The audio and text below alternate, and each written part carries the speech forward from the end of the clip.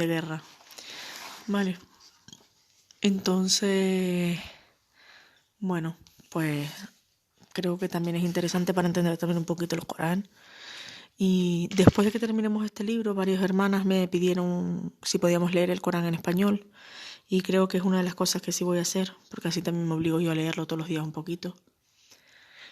Y bueno, pues les pido y les insto a que todos los días me sigan a esta hora, a esta misma hora en la página y escuchéis las historias, ¿no?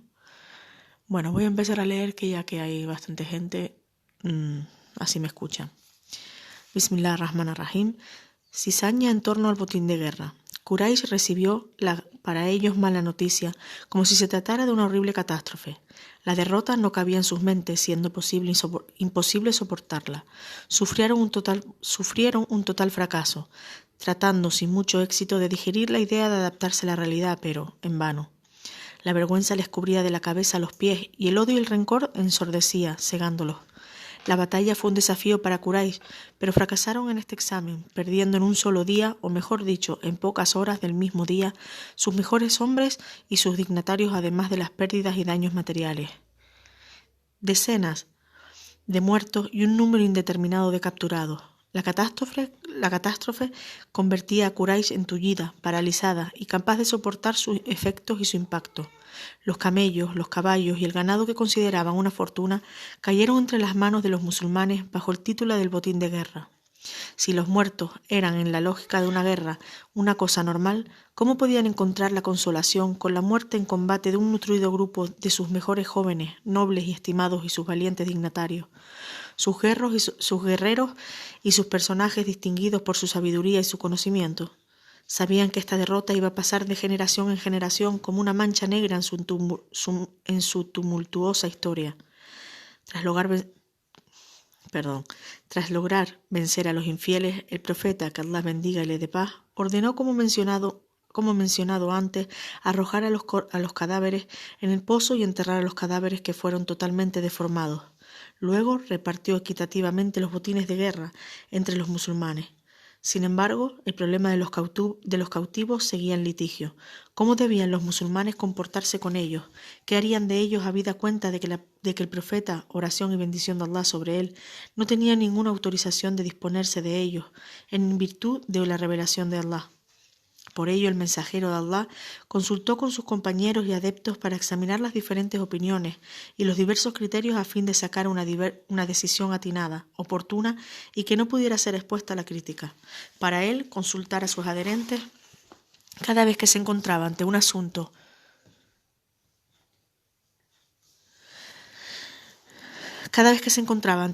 que concernía a la guerra santa, se había convertido en una costumbre, no por falta de la facultad moral y religiosa, ni por insuficiencia de experiencia y conocimiento al respecto.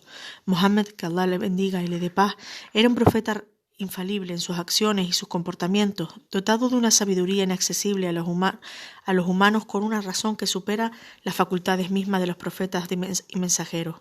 Adoptó pues la consulta para involucrar a sus adherentes en la elaboración de la decisión y para imitarlo cada vez que encuentren desasosiego y confusión. Él, el profeta impecable, se encargaba de inculcar a sus compañeros de una manera indirecta la buena dirección y los fundamentos esenciales del poder sobre el que deben basarse. Contemplaba hacer de la consulta una práctica común para los que tienen las riendas del poder o asumen esta o aquella responsabilidad a fin de seguir esta regla y no obrar como quisieran. Abu Bakr propuso a Mohammed esperar y seguir deteniendo a los cautivos. ¿Quién sabe? A lo mejor Allah les colmará con su misericordia, dirigiéndose arrepentidos a él. Consérvales e impone a sus familias una suma de dinero si los quieren recuperar. Esto sería de naturaleza a servir la causa de los musulmanes.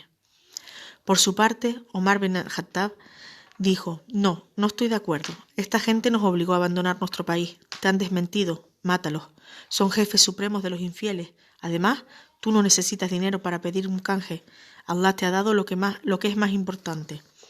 El mensajero de Allah escuchó atentamente todas las propuestas antes de volver silenciosamente, sin decir una sola palabra, al santuario, permaneciendo los musulmanes discutiendo del tema con opiniones tan divergentes como diversas.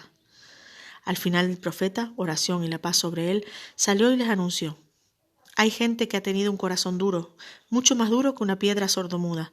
A través de su propuesta, Abu Bakr me ha hecho recordar lo que Abraham, el profeta, había dicho en otro tiempo a su Señor. El que me sigue es de los míos, pero el que me desobedece, tú eres clemente y misericordioso. La respuesta de Jesús parece mucho más a lo que dijo Abraham. Si los castigas, dijo Jesús, ellos son tus servidores, pero si los perdonas, tú eres el sabio, el fuerte por excelencia. Al escuchar la sugerencia de Omar, me acordé de la respuesta de Noé, el cual pidió a Allah una cosa: Allah, no dejes a ningún fiel circular en la tierra, porque descarría a tus siervos. Allah, no dejes a ningún infiel circular en la tierra, porque descarrías a tus servidores y no engendrará más que a libertinos refractarios de la ley. ¿Sabéis lo que Moisés pidió en otros tiempos a Allah? Os lo voy a contar. Señor,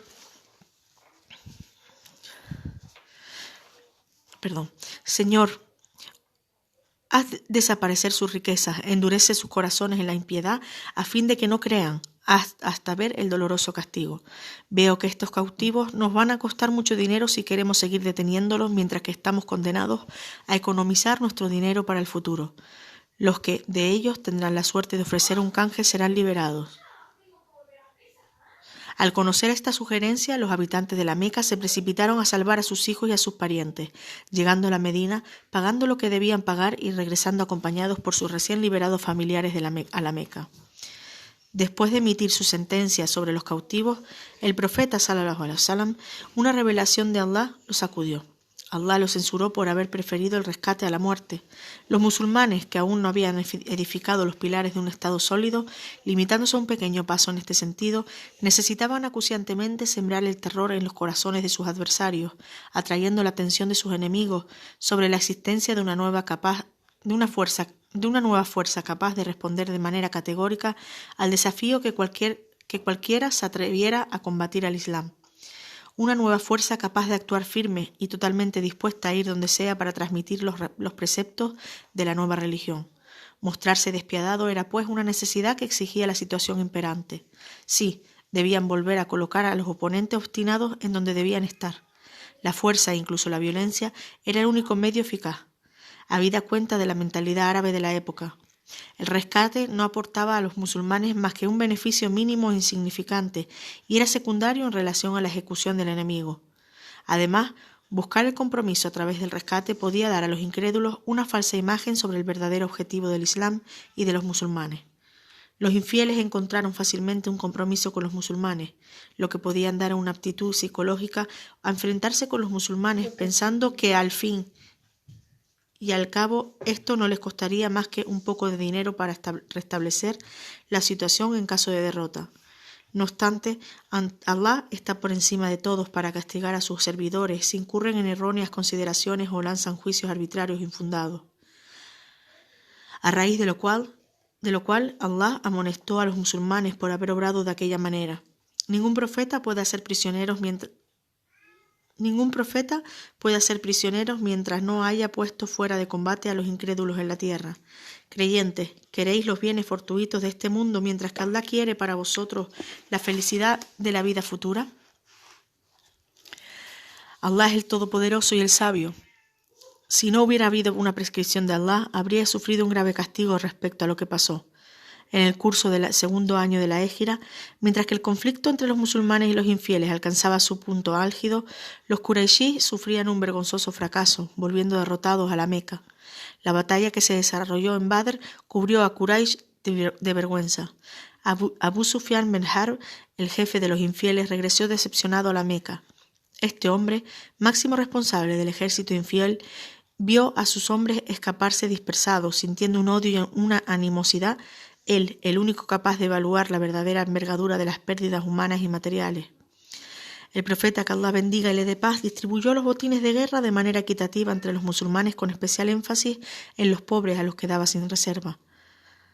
Abu Asa al-Jawjumi pidió al profeta sallallahu alaihi wasallam acordarle parte del botín de guerra diciendo: «Oh enviado de Allah, soy pobre y me encargo de una familia numerosa, no me dejes mendigar». El profeta, oración y bendición de Allah sobre él, le dio generosamente sin contar.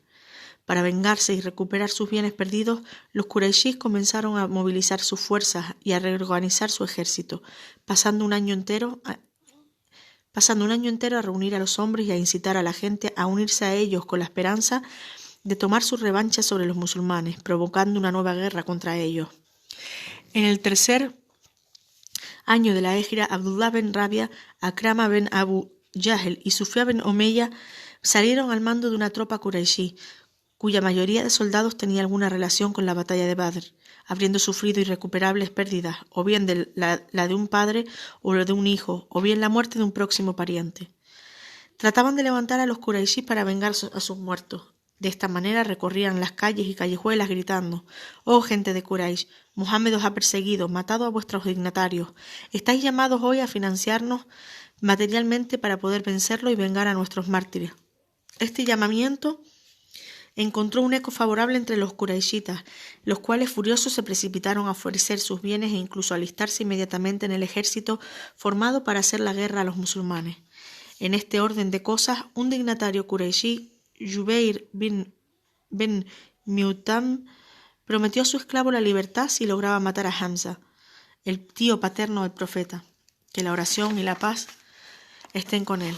Otros dignatarios insolentes dieron sin reserva su dinero, convencidos de que la victoria esta vez será suya. Los infieles gastan su dinero para extraviar a la gente de la vía de Dios. Cierto, lo gastarán luego lo lamentarán porque serán vencidos. Allah había prometido a los infieles esta suerte. ¿Existe alguien más sincero que Allah que prometió a sus combatientes la victoria? Quraysh movilizó sus fuerzas para combatir a Muhammad sallallahu alaihi wasallam. Abu Sufyan tomó el mando del ejército infiel, que estaba constituido por los Qurayshí, la gente de Cananaj y los Touhama, desplegando a los espías y a los agitadores de todas las ciudades para instar a la gente contra Muhammad, que Allah bendiga y le dé paz.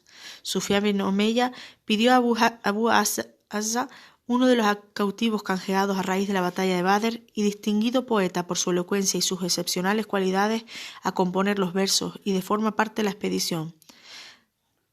Dada la importancia que los árabes acordaban a los poetas que desempeñaban un papel primordial sobre todo en los campos de batalla, incitando a los combatientes a hacer la guerra y excitando sus instintos para mostrarse valientes. Con sus versos, los poetas moldeaban la generosidad y el coraje de los combatientes, instándolos al sacrificio por la causa defendida. En síntesis, los poetas constituían un verdadero instrumento de orientación del curso de los combates, toda una estrategia de propaganda. Sin embargo, Abu Azza rechazó la solicitud de Abu Sufyan diciéndole: «Muhammad me ha dado una oportunidad cuando me liberó a cambio de dinero. Me ha hecho un favor y nunca tendré la intención de devolverle el bien por el mal. Entonces colócate bajo el estandarte de Abu Sufyan. Te prometo una buena recompensa si aceptas estar entre nuestros combatientes. Además, si te capturan, te doy mi palabra que me encargaré de tus hijas. Vivirán con las mías y no conocerán la indigencia ni la pobreza». Llegado el momento de la salida hacia el combate, las mujeres de Quraysh acompañaban a sus esposos para hacer la guerra a los musulmanes. Hind bin Atba, esposa de Abu Sufyan, que figuraba entre las mujeres que acompañaban a sus esposos, animaba a los guerreros infieles a luchar incitándolos a mostrarse crueles respecto a los musulmanes. Las falanges militares se pusieron en ruta, que después de pocos días se detuvieron en Uhud, una montaña a proximidad de la Medina. Al ser informado de este movimiento, el profeta sallallahu alaihi wasallam reunió a sus compañeros y adherentes para consultar con ellos. «Si queréis permanecer aquí en Medina, dejando a los Qurayshíes más allá donde están ahora, no veo ningún mal en esta decisión, tanto más que no han elegido un lugar estratégico. Su presencia en Uhud no nos molesta y no ejerce sobre nosotros ninguna presión. Efectivamente, su presencia en este punto no nos inquieta. Por nuestra parte, debemos movilizar nuestras fuerzas y permanecer al acecho para que, en caso de que nos atacaran, estemos dispuestos a rechazarlos», dijo el mensajero de Allah. Abdullah bin Salul apoyó esta opción. En cambio, algunos combatientes conocidos por su valentía y que aspiraban a luchar contra los infieles, justo por la causa divina, manifestaron su oposición a esta propuesta explicando: «Oh mensajero de Allah, debemos salir a luchar contra nuestros enemigos para que sepan que somos guerreros y valientes y no cobardes». La discusión estaba lejos de un consenso. Abdullah se levantó de nuevo y propuso de nuevo a Muhammad sallallahu alaihi wasallam no abandonar la Medina. Oh enviado de Allah, permanezcamos en Medina. Por Allah, la historia nos enseñó a sus habitantes que cada vez que abandonamos la Medina para luchar contra nuestros adversarios, volvemos derrotados y dispersados. En cambio, cuando nos quedamos aquí, haciendo de nuestra ciudad una fortaleza, acabamos vencedores y victoriosos. Los musulmanes estaban divididos en dos partes, una por la conquista y la otra en contra. Un viernes, tras la oración solemne, el profeta sallallahu alaihi wasallam puso su armadura y llamó a sus adherentes al yihad, guerra santa. Al verlo así, los musulmanes le dijeron: «Oh mensajero de Allah, si no estás de acuerdo, nos quedamos aquí. Nosotros obramos según tus órdenes». Pero el profeta sallallahu alaihi wasallam les tranquilizó diciendo: «No les es permitido a un profeta quitar su armadura después de ponérsela, sino debe salir al combate». De este modo, el mensajero de Allah salió al mando de un ejército constituido por 1000 combatientes. Después de instituir en la ciudad Ibn Maktum como imán en funciones para dirigir la oración a los habitantes. Cuando el ejército musulmán llegó al lugar entre la Medina y el monte Uhud, Abdullah bin Abi bin Salul se negó a continuar la marcha con ellos. Retrocedió luego la gente de Salama entre los Jerez y la gente Hariz entre Aus se unió a él. Abdullah pretendía que el profeta, oración y bendición de Allah sobre él, había premeditado tomar en consideración la propuesta de los demás combatientes, desatendiendo la que Abdullah había propuesto. «Ignoramos las astucias de la guerra», dijo, «pero no sé por qué nos matamos y por qué razón. Si fuéramos experimentados en el arte de la guerra, os hubiéramos seguido». Abdullah bin Amr les suplicó, invitándolos a reflexionar antes de desobedecer al profeta y optar por la traición. «Oh pueblo, os suplico por el amor de Allah», les dijo, «cuidado con la traición de vuestro pueblo y vuestro profeta». Sin embargo, desoyeron su llamamiento. La voluntad divina había querido, sin género alguno de dudas, ahorrar a los musulmanes la pena de ocuparse de tan miedosos pusilánimes. La desgracia que os ha asolado el día en que las dos tropas se han enfrentado está conforme a la permisión de Allah, que quería desvelar los verdaderos creyentes y los hipócritas. Se habían dicho a estos últimos: «Venid a combatir por la causa de Allah, rechazar al enemigo». «No os hubiéramos seguido si hubiéramos sabido que un combate iba a ser desencadenado», replicaron. Estaban, aquel día, más cerca de la incredulidad que de la fe. Sus bocas expresaban lo que no había en sus corazones, pero Allah conoce más que nadie los pensamientos secretos. De estos mismos hipócritas que se quedaron en sus casas, dirían a sus hermanos que combatieron: «Si nos hubiesen escuchado, no habrían muerto». Diles: «Sí, tenéis razón. Impedir vuestra propia muerte cuando venga». El profeta sallallahu alaihi wasallam proseguía su camino, deteniéndose en un lugar entre Uhud y el valle situado por encima. Pidió a los combatientes no efectuar el menor movimiento sin consultarlo con él. El enviado de Dios se preparaba a declarar la conquista. Había 700 personas bajo su mando, mientras que los Qurayshis eran unos 3000 con 200 jinetes, experimentados, dirigidos por Khalid bin al-Walid. A la derecha, el profeta, oración y bendición de Allah sobre él, levantó alta la espada diciendo: «¿Quién compra esta espada a cambio de un precio?».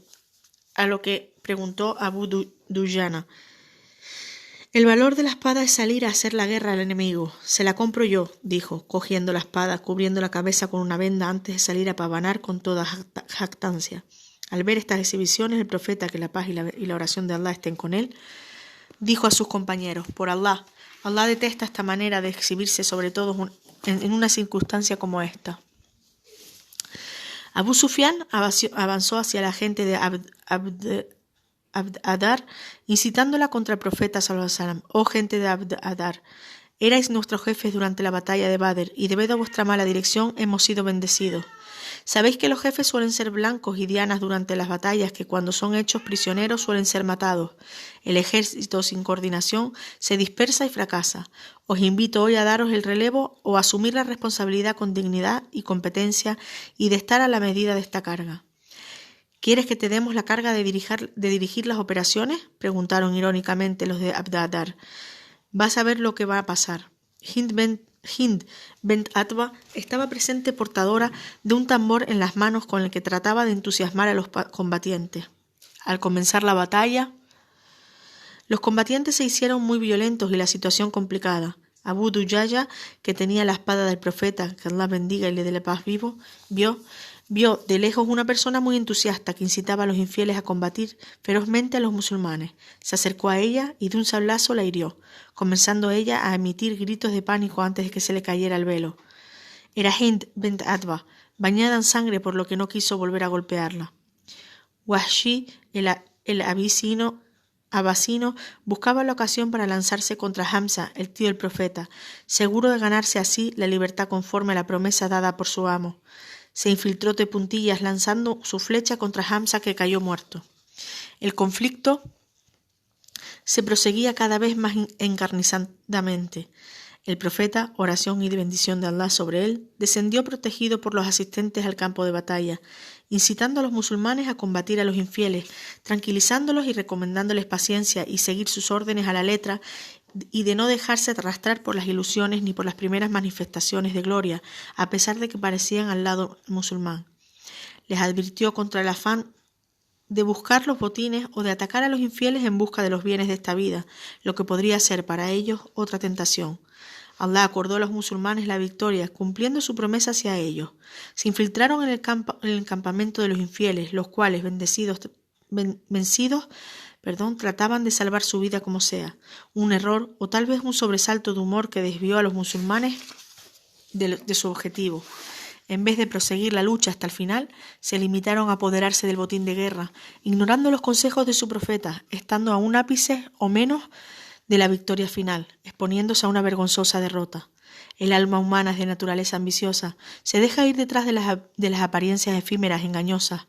El profeta, oración y bendición de Allah estén con él, les instó con toda su fuerza a regresar diciéndoles: «Venid hacia mí, servidores de Allah», pero en vano, porque los cegados por las apariencias engañosas, los musulmanes abandonaron sus posiciones y se echaron sobre los bienes de los infieles. Los que, el día cuando los dos ejércitos se enfrentaron, han huido, han cedido por poco ante la sugerencia de Satanás. Esto tuvo lugar después de la victoria musulmana. El estandarte de los infieles fue capturado por un esclavo fiel que vivía bajo la égida de Abu Talha. Al ver a los infieles regresar al campo de batalla, el esclavo se armó con el estandarte y trató de frenar su avance. Los infieles intentaron vanamente recuperarlo. El esclavo lo defendía con todas sus fuerzas, no permitiendo a nadie arrebatárselo. Sin embargo, estando solo en el campo de batalla, acabó asediado por todos lados, cortándole los infieles los miembros, pero negándose a obedecer sus órdenes. Se arrojó sobre el estandarte, pero una mujer, Amra bint al-Kama, le arrancó el estandarte, recuperándolo los infieles, lo que ha constituido un nuevo impulso para ellos. Ante esta convulsión, los musulmanes decidieron retirarse. Estaban cansados, apenas podían mantenerse de pie. Habiendo ignorado los consejos de su profeta, estaban pagando un precio muy alto. Esta derrota les costó un gran número de mártires, hasta el enviado de Allah resultó herido, recibiendo un sablazo en la cabeza, lo que provocó abundante sangre en su rostro y sus labios. El rumor de su pretendida muerte se propagó rápidamente entre la gente. Los musulmanes no sabían qué decir, se dispersaron. Muhammad no es más que un profeta, otros profetas lo han precedido. Volved, si muere de una muerte natural o es matado. El que reniega no puede afectar para nada a Allah, que recompensa a los que son agradecidos. Nadie puede fallecer sin el permiso de Allah. Todos tienen un término escrito y prefijado. El que desea la recompensa de esta vida, le daremos de ella. El que desea la recompensa de la vida futura, le daremos de ella. Recompensaremos a los que son agradecidos. De repente, Ka'b bin Malik vio al profeta, oración y bendición de Allah sobre él, venido de lejos con los ojos brillantes, bajo el metal de la armadura puesta sobre su cabeza. Ka'b soltó un grito de regocijo. «¡Oh musulmanes, alegraos! Mohammed, que Dios bendiga y le dé paz, ha llegado sano y salvo». Los musulmanes corrieron hacia donde estaba, acompañándolo al campamento musulmán. Ali, Omar, Abu Bakr, Talha bin Abdullah y Zubair bin al-Awwam lo rodearon de todos los lados para protegerlo contra todo súbito ataque. Atinaron porque Abay bin Khalif se dirigió hacia el profeta sallallahu alaihi wasallam diciendo: «¿Dónde está Mohammed? Lo mataré aunque esto me cueste la vida». Los musulmanes pidieron a su profeta la autorización de reanudar el combate, saliendo él mismo, y con un solo golpe lo mató. El muerto cayó de su caballo cadáver. Ali bin Abi Talib aportó agua y ayuda al profeta al levantarse. Estaba tan cansado que rezó sentado. Después de la batalla, los musulmanes regresaron vencidos, llorando a los 70 mártires, pero conscientes del error fatal que cometieron, que habían perdido a hombres conocidos por su valentía y por su dignidad. ¿Podían reparar lo irreparable? Estaban primero venciendo, pero a falta de la paciencia tan exigida por su profeta, lo perdieron todo. La voluntad divina había impuesto este destino. Allah es el mejor juez por excelencia. Allah cumplió lealmente su promesa hacia vosotros cuando os prometió al comienzo del combate vencer a vuestros enemigos. Os ha hecho entrever la victoria anhelada hasta el momento en que os habéis flaqueado, ignorando la orden que os ha sido dada, mostrándose de este modo de desobedientes. Hay entre vosotros los que desean los bienes de este mundo y hay otros que desean la felicidad de la vida futura. Para examinaros, Allah os ha hecho retroceder ante ellos y os ha perdonado después porque Dios hace uso de su gracia con los creyentes. Recordad cuando subíais sin preocuparos de nadie mientras que en vuestra delantera el profeta os llamaba. Allah os ha gratificado con una angustia que se suma a otra angustia a fin de que no sentirse tristes por lo que os ha escapado ni por lo que os ha agobiado. Allah está bien informado de lo que hacéis. Tras la angustia, Allah ha hecho descender sobre vosotros una seguridad y un adormecimiento que benefició a un grupo de vosotros, mientras que otro grupo, preocupado únicamente por su suerte y pensando de Allah otra cosa que la verdad, como los idólatras, decía: ¿vamos a tener una parte en el mando? Di, el mando entero es de Allah. No te desvelan su pensamiento secreto. Dicen, si hubiéramos tenido una parte por más pequeña que sea del mando, no habríamos tenido que deplorar muertos. Respóndele, si hubierais quedado en vuestros domicilios, la muerte habría azotado en sus camas a los que su destino era de morir. Todo esto sucedió para que Allah examinara vuestra paciencia y vuestra firmeza en el infortunio. Allah conoce bien lo que encierran sus corazones. Mientras que los musulmanes estaban contando sus pérdidas, Abu Sufyan se presentó en la cima de un monte diciendo: la guerra es como los cubos y las armas son diarias. Se obtiene a veces la victoria, otras la derrota como los cubos. Unos descienden en el pozo, otros suben de él. El profeta sallallahu alaihi wasallam encargó a Omar a responder a Abu Sufyan. Omar se levantó diciendo: Allah es el omnipotente por excelencia, es fuerte, el dominante. No hay ninguna comparación entre nosotros y vosotros. Nuestros mártires están en el paraíso mientras que vuestras víctimas están en el infierno y el mal destino. Abu Sufyan pidió a Omar de reunirse con él. El profeta, oración y la paz sobre él, dio el permiso a Omar de hacerlo, diciéndole: vete a ver lo que tiene que decir. Llegado cerca de él, Abu Sufyan le preguntó: Te suplico en nombre de tu Allah, dime seriamente, ¿hemos matado a Mohammed? Te juro que no, respondió Omar, te está escuchando ahora. Cuando los infieles emprendieron el viaje de regreso hacia la Meca, el profeta, que Allah bendiga y dé la paz, envió a Ali a seguirlos. Debes saber que, si la gente monta sus camellos, esto significa que vuelven a sus domicilios, pero si montan a horcajadas sus caballos, van a ir a conquistar sin duda la Medina. Juro por Allah que si se atrevieran a obrar de esta manera, los atacaré con un ejército invencible y volveré bien victorioso o mártir. No obstante, los Qurayshís volvieron a la Meca después de haber mutilado la mayoría de los mártires musulmanes. Cuentan que, desde la batalla, las mujeres infieles cortaban las orejas de algunos mártires musulmanes para hacer con ellas collares y otros adornos. Hind, la esposa de Abu Sufyan, se había atrevido a abrir el vientre de Hamza, el tío del profeta, oración y bendición de Allah sobre él, sacando su hígado, lo masticó antes de escupirlo porque no lo pudo tragar. Al ver a su tío mutilado, el enviado de Allah lo cubrió rápidamente con su abrigo, ordenando a sus compañeros colocar a los demás mártires junto a Hamza, rezando sobre ellos antes de enterrarlos. Al terminar esta ceremonia, salió al frente de su ejército para reanudar la lucha, lejos de la Medina, en un lugar llamado Hamr al-Asad.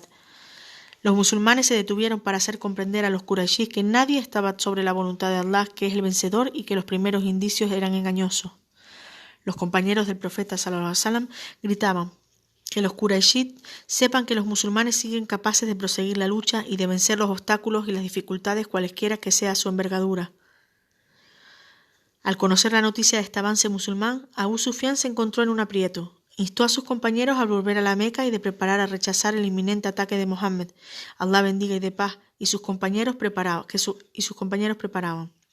No te preocupes por los que se apresuran hacia la infidelidad. En realidad no afectan en nada a Allah. Más bien es Allah que no desea acordarles ningún lote en la vida futura. Les espera un terrible castigo porque los que cambian la fe por la infidelidad no afectan en nada a Allah que les reserva un castigo. ¿De dónde vienes, Amr? ¿Qué ocultas en tu corazón? Creo que has cometido una enorme falta y que ocultas en tu corazón algo. Sí, tienes razón, reconoció Amr bin Umayya Edamari, el jinete convertido al Islam. Has puesto el dedo en la llaga. En mi camino hacia la Medina he encontrado a 2 jóvenes de los Amr y los maté para saciar un deseo de venganza que se encendía en nuestros corazones, los musulmanes, desde que la gente de Amr nos traicionaron durante el combate de Bin Mauna. «¿Qué mala acción has cometido?», dijo su interlocutor. «Has cometido un mal, pensando hacer un bien. Sí, en vez de vengar a nuestros mártires, has cometido un crimen. Los musulmanes van a pagar ahora el precio de esta falta en un momento en que se encuentran actualmente muy necesitados de movilizar sus fuerzas para ganar la simpatía de las tribus árabes. Los 2 hombres que has matado creyeron vengar a nuestros mártires. Han efectuado en la realidad un acto de paz contra nuestro profeta, oración y la paz sobre él.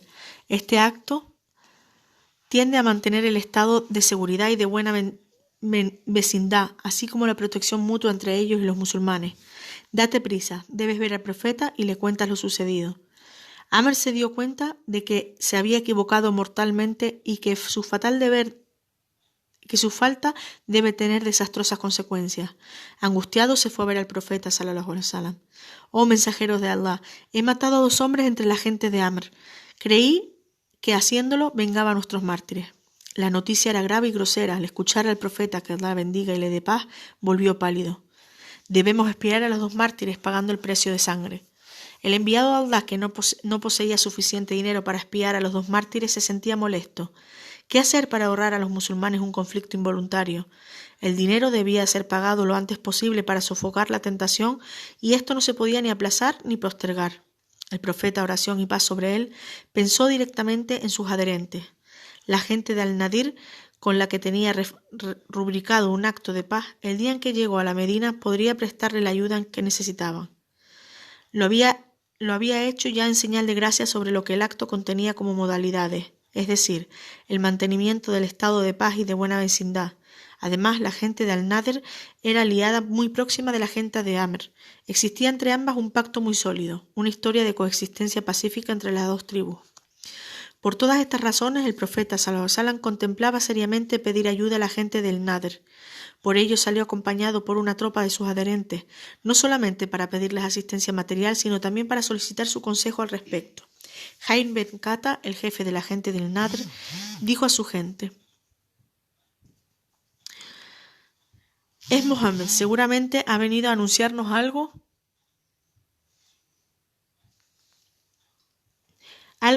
Es Mohammed, seguramente ha venido a anunciarnos algo de una importancia capital. Si no, no hubiera tomado la molestia de visitarnos. Vamos a recibirlo y ver lo que nos va a decir». Se precipitaron a ver a Mohammed recibiéndolo de la manera más calurosa, ocultándose detrás de sus exagerados gestos, malas intenciones, animosidad y una evidente perfidia. «Esperamos buenas noticias», dijo Jai a Mohammed sallallahu alaihi wasallam. «Creyendo atacar a adversarios y vengar a nuestros mártires, un musulmán ha matado a 2 hombres de la gente de Amr», comenzó por contar el profeta, oración y bendición de Allah sobre él. «Ignoraba la asistencia entre otros y la gente de Amr de un pacto y que hemos prestado juramento».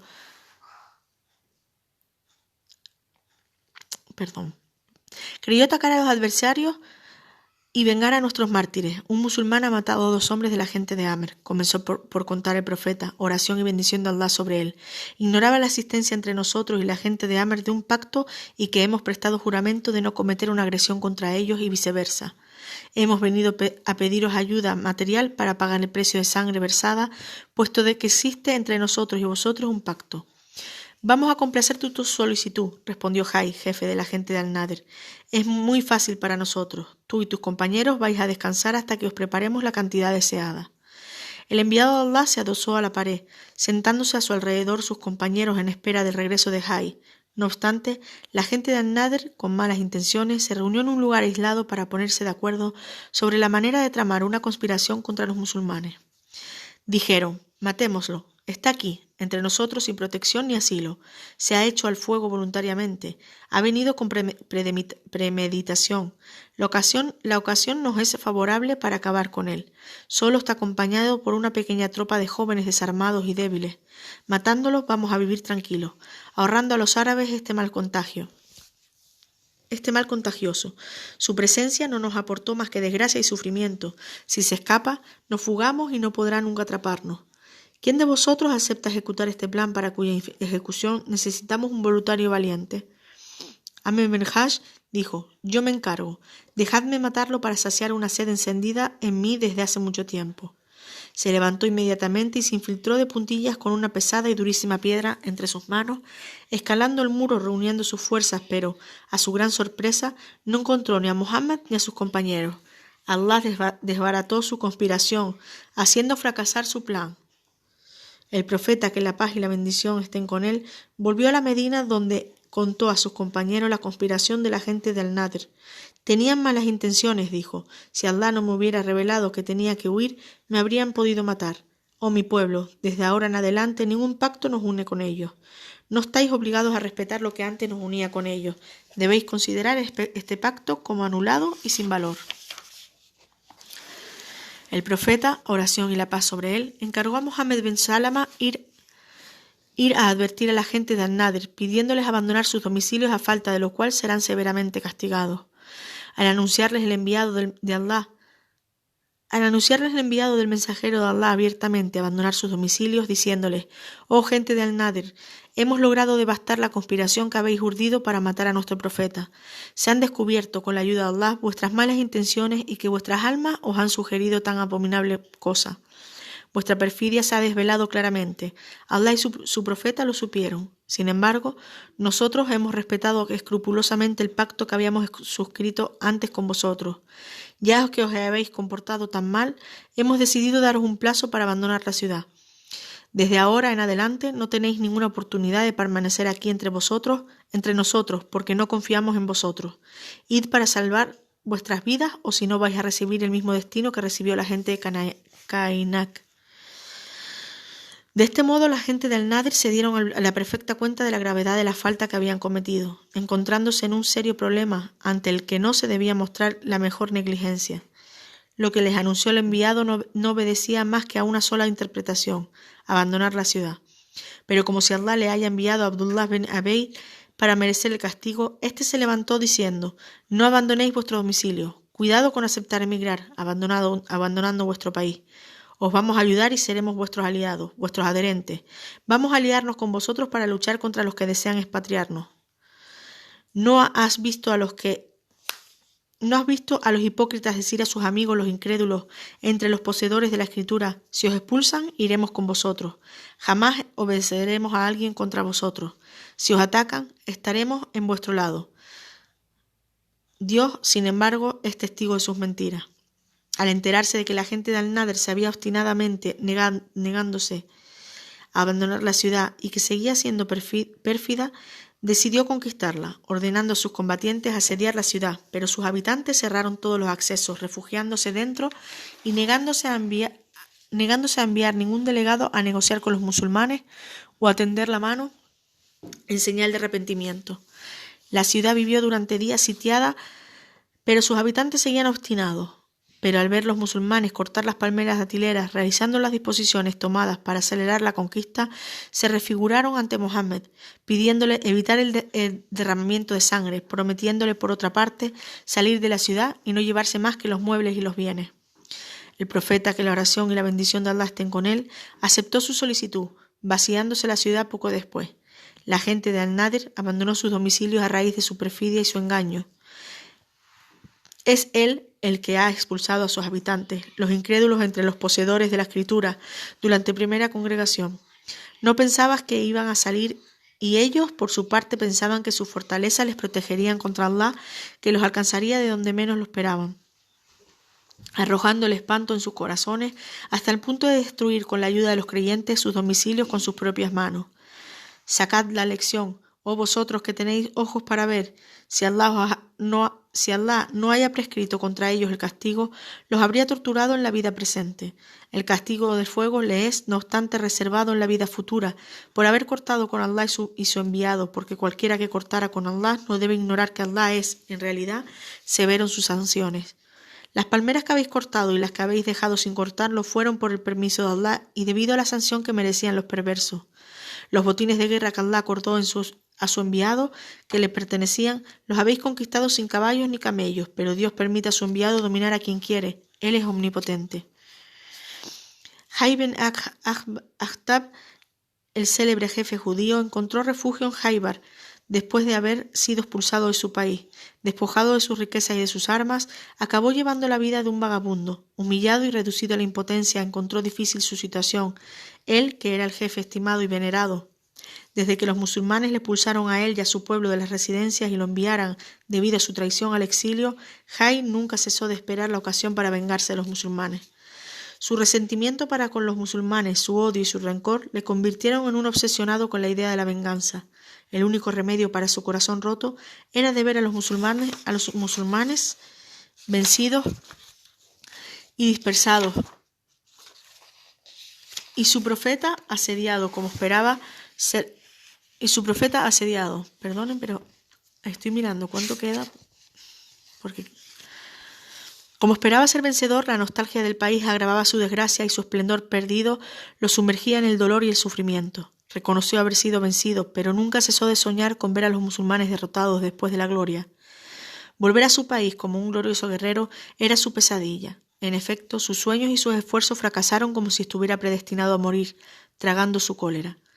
Por donde iba, no escuchaba más que las noticias de los musulmanes y la historia del éxito tras otro en todas las batallas contra los infieles y los incrédulos. Presa de cólera y de rencor, Jai perdía cada vez más fuerza y razón. Buscó saciar su venganza, pero en vano. La decepción le acechaba constantemente. ¿Qué puede esperar un expulsado sino volver a su país? ¿Qué más que la nostalgia del país puede sentir un exiliado? Un herido solo puede encontrar la tranquilidad en la venganza, pasando la vida corriendo tras efímeras ilusiones, atándose a irrealizables esperanzas y a sus sueños, aparentemente melosos, pero que en realidad son quiméricos y coyunturales. Perdonen,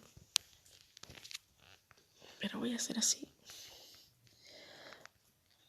Perdón, pero lo voy a coger así porque el teléfono ya está caliente.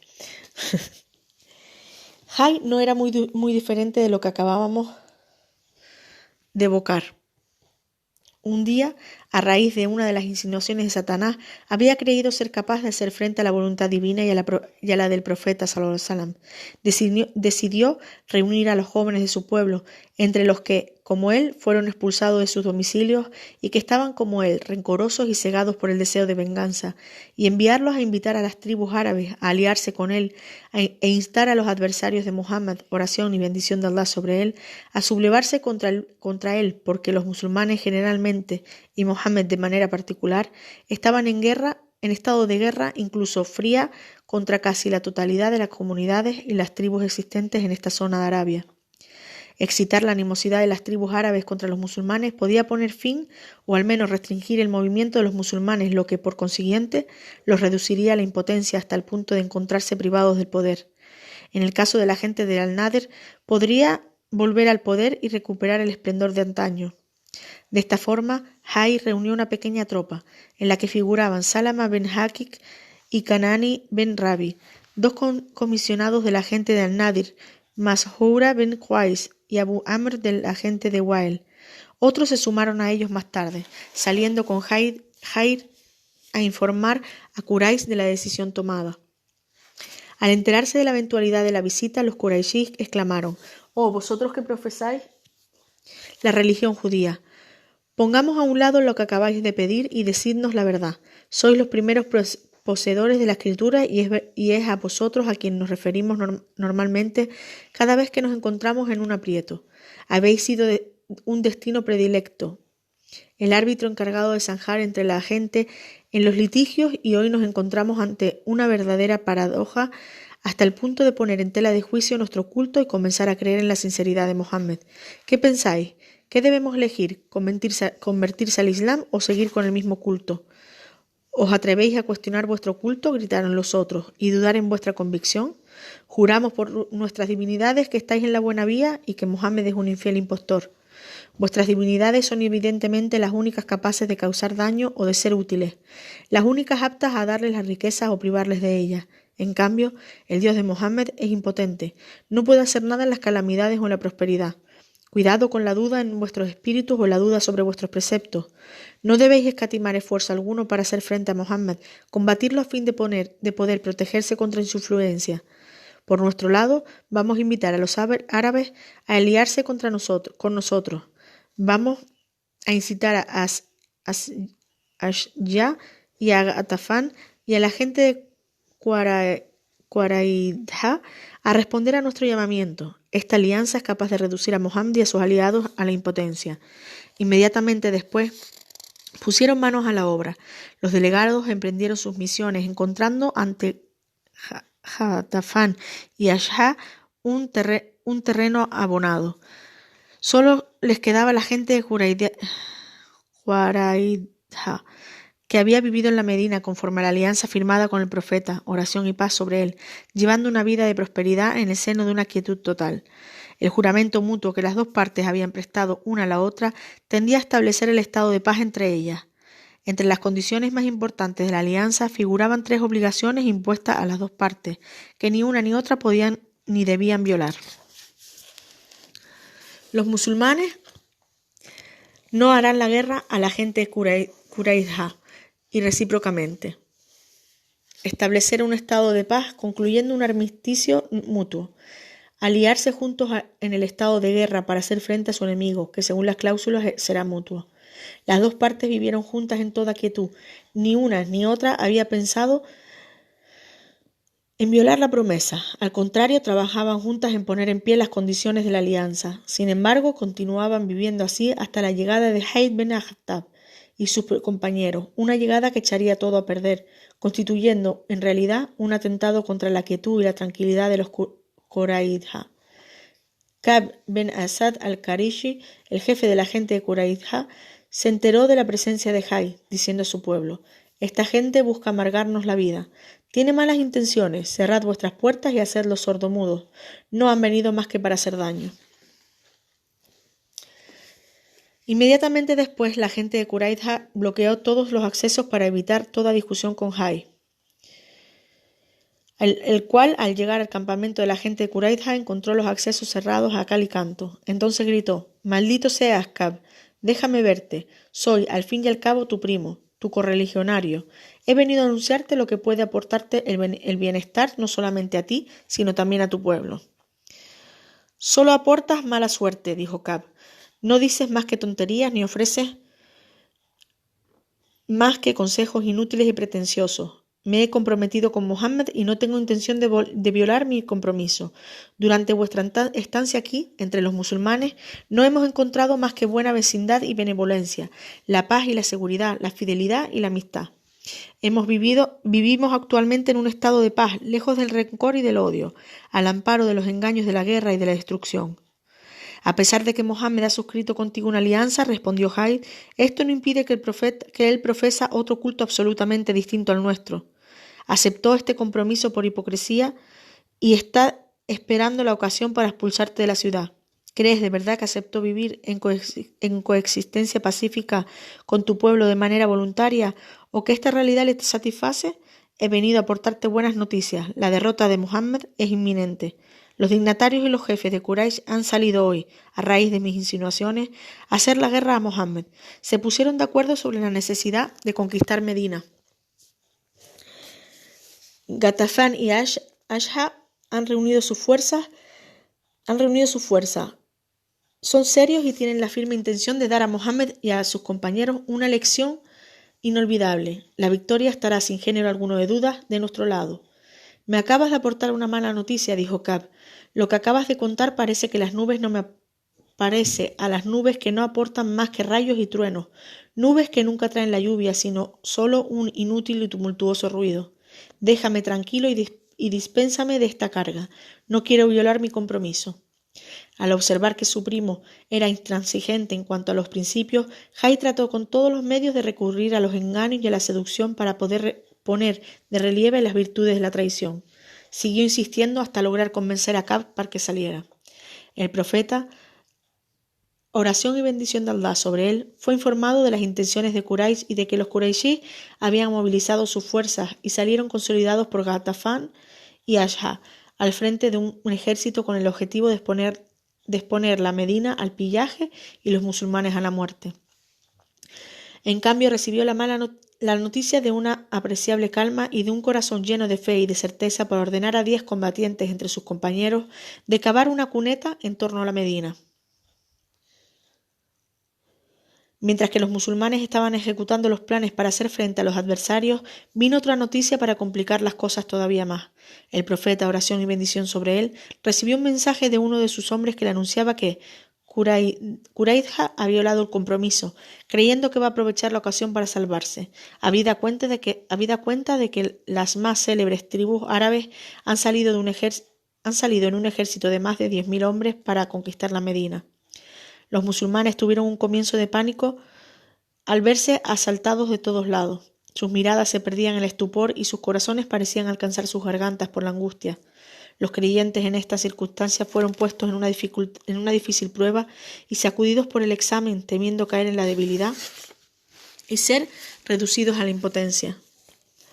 Los hipócritas y los escépticos dijeron entonces: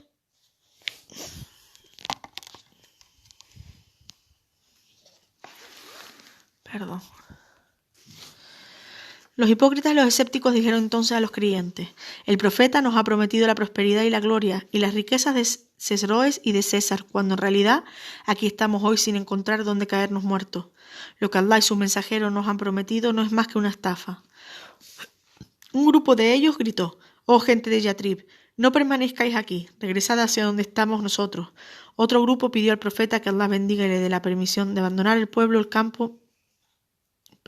Otro grupo pidió al profeta que Allah bendiga y le dé paz la permisión de abandonar el campo de su batalla, diciendo: nuestras casas quedaron al descubierto, pero sus casas no estaban expuestas a nada, solo querían fugarse. Ante esta situación, el profeta sallallahu alaihi wasallam se sintió asediado por todos lados, los adversarios de todas partes y cómplices desde el interior de la ciudad. Si la inquietud era una, los musulmanes hubiesen podido fácilmente enfrentar. Pero, ¿qué hacer ante tantas dificultades? En estas condiciones y en medio de este océano de preocupaciones de todo orden, un rayo de esperanza ha venido para aportar a los musulmanes el alivio. Allah, con su misericordia, envió a los musulmanes un hombre de Ghatafán, Naim ben Masud, quien se presentó ante el mensajero de Allah diciendo: oh mensajero de Allah, he venido a declararte que quiero entregarme a Allah, el único en su esencia, el que sin él no existe ninguna otra divinidad. Mi pueblo ignora totalmente que me he convertido al Islam.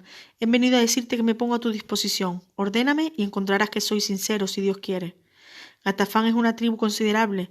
En realidad no podrás enfrentarte solo a tu pueblo. Sin embargo, ya que eres la única persona de la gente de Ghatafán que se ha atrevido a profesar el Islam, aunque secretamente, puedes ayudarnos, haciendo uso de tu habilidad. La guerra no está fundada exclusivamente sobre la lucha y la confrontación en el campo de batalla.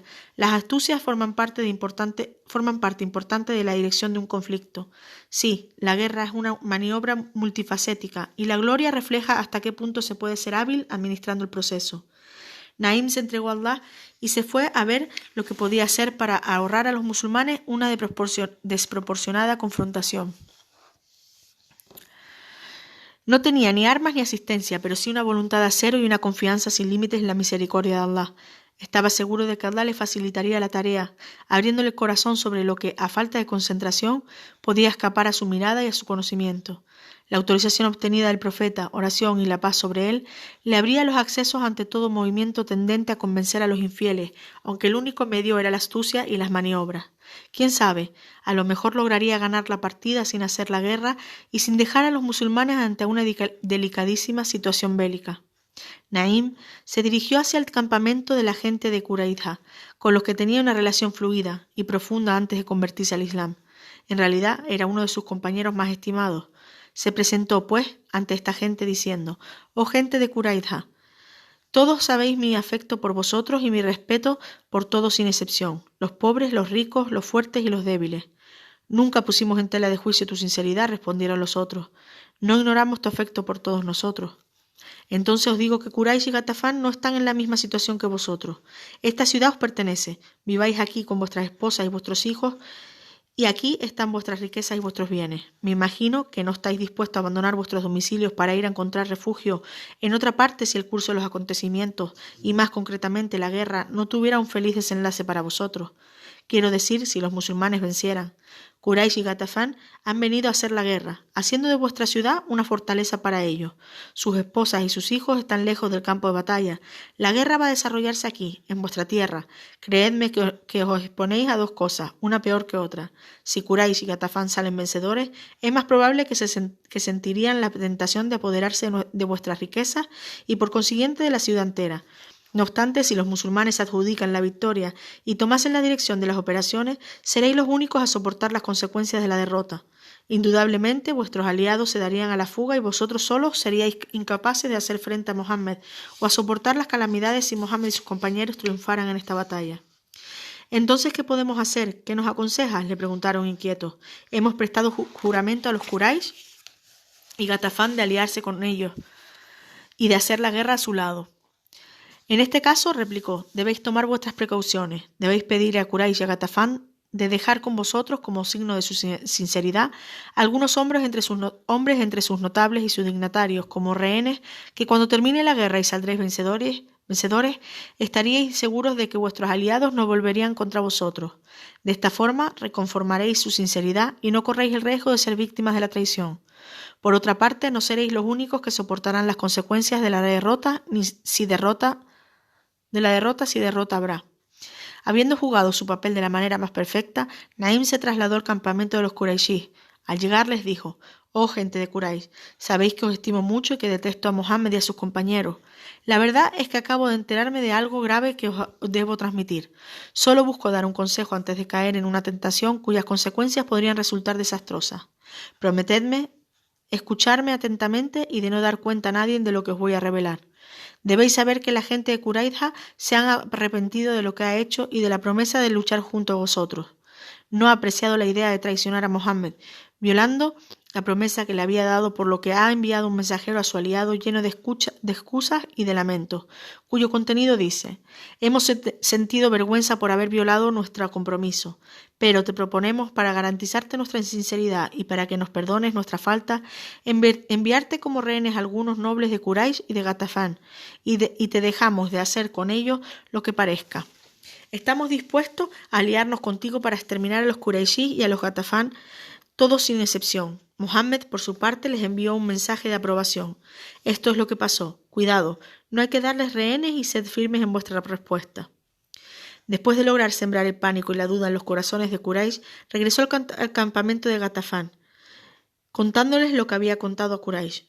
Un viernes por la noche, en el segundo mes del año musulmán, Akramah ben Abi Jahl, el delegado de Quraysh y de Gatafán, se trasladó acompañado por un grupo de guerreros hacia el campamento de los Quraysh. Llevaba con él un mensaje que contenía la declaración de guerra y una recomendación de movilizar las fuerzas para atacar durante la siguiente madrugada. Akramah dijo a los Quraysh: «Sabéis que hemos abandonado nuestros hogares y no nos sentimos cómodos lejos de nuestra familia. No podemos esperar más tiempo, debemos poner fin a esta comedia. Hagamos la guerra a Mohammed». «Mañana es sábado», le respondieron, «y sabes pertinentemente que no estamos autorizados a hacer lo que sea este día, o bien seremos objetos de un castigo cruel. Además, nos negamos a hacer la guerra sin que confiarais rehenes entre vuestros notables. La verdad es que tememos que nos dejéis solos en el campo de batalla frente a Mohammed si el desenlace de la batalla se inclinara hacia los musulmanes. Somos incapaces de hacer frente a Mohammed y sus compañeros si decidáis huir hacia vuestra ciudad y vuestra familia». Akramah regresó a su campamento, donde vio a sus dirigentes anunciándoles la intención de los Quraysh. Inmediatamente después, Quraysh y Gatafán realizaron que los consejos de Naim eran verídicos, enviando a un comisionado a la gente de Quraysh, con un mensaje que contenía la categórica negativa a aceptar ninguna condición, sino solo una orden de hacer la guerra sin condiciones previas. La gente de Qurayza, por su lado, encontró en esta negativa una afirmación de lo que Naim les había aconsejado. De este modo, la desconfianza y la parquedad se instalaron en sus corazones y los indicios de pánico comenzaron a aparecer. Allah envió contra los Qurayshí un tempestuoso viento que los asoló durante una noche hasta el punto de tomarlo como un signo de mal augurio, volviendo inmediatamente a sus domicilios, asustados y perturbados. Allah obligó a los incrédulos a abandonar con rabia a sus corazones, sin obtener lo que contemplaban en un combate literalmente desproporcional. El profeta, que Allah bendiga y le dé paz, atacó a los Qurayza durante una noche sombría, provocando pánico en sus corazones, capturando una fracción de ellos. Allah heredó a los musulmanes en sus tierras, sus residencias y su riqueza. Y aquí acaba esta larga lectura de hoy. Yo tengo la boca seca. Bastante larga. Mañana, inshallah, enigma y desenlace. Ya vamos acabando el libro, nos queda poquito a poquito. Queda esto. Y no sé si...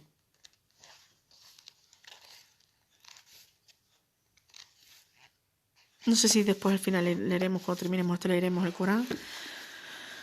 O leeré otra cosa. Hadith, o bueno, como la gente lo ha pedido, yo creo que vamos a leer el Corán. Chicos, que os digo, salam aleikum, necesito beber agua.